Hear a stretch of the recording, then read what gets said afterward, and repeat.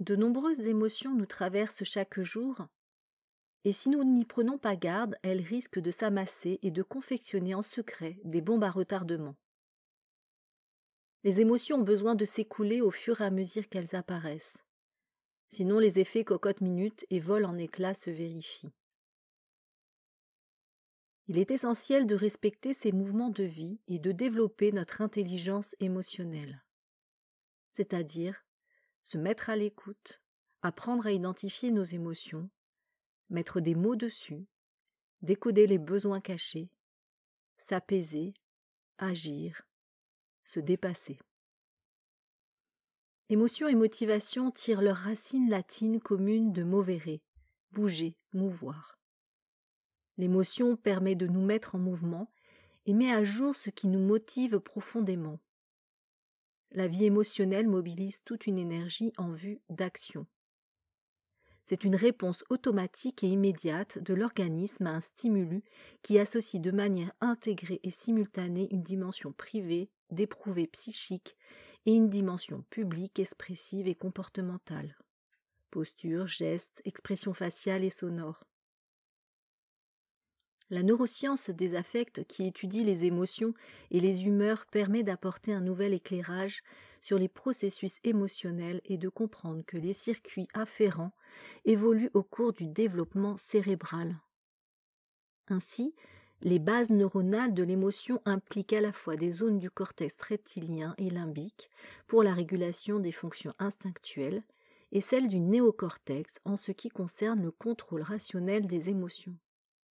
Ces dernières fonctions dites supérieures seront seulement à maturité à la fin de l'adolescence et au début de l'âge adulte. L'intelligence émotionnelle se mature au fur et à mesure de notre développement par apprentissage, de leur décryptage, de leur compréhension et de leur expression. Les émotions nous informent sur ce qui se passe à l'intérieur de nous.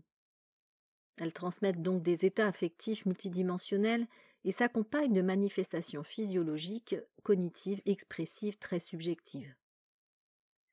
C'est une énergie qui transporte de l'information et ce qui est important est de recevoir le message qu'elle véhicule.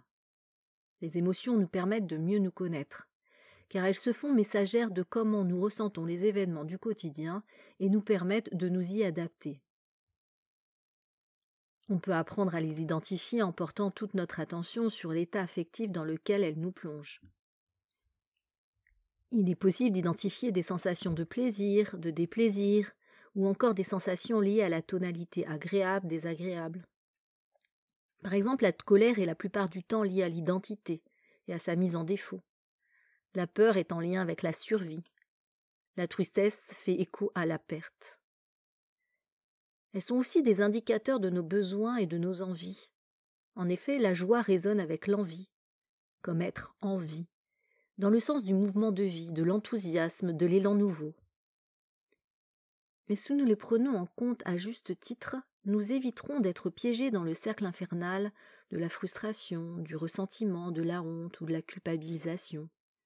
Elles sont encore des voyants lumineux sur un tableau de bord qui nous informe sur ce qui nous motive profondément. Quand nous n'avons pas pris le temps de prendre en compte ces signaux d'alerte, elles se transforment en alarmes puissantes pour nous rappeler nos oublis, nos défis. De fait, nous n'avons apporté aucun jugement moral sur nos émotions, car elles font partie du déploiement ordinaire. Il ne sert à rien d'être contre l'émotion. Plus nous ferons la sourde oreille à ce qu'elle nous dit, plus elle toquera plus fort à la porte de notre conscience.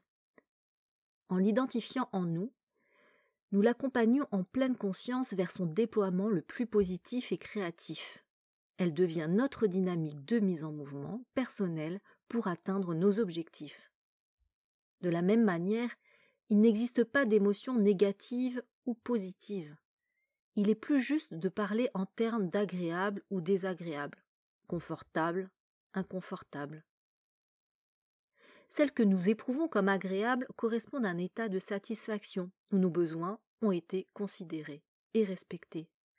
Par contre, si nous ne les écoutons pas, nous risquons d'être déroutés par des émotions désagréables, très inconfortables.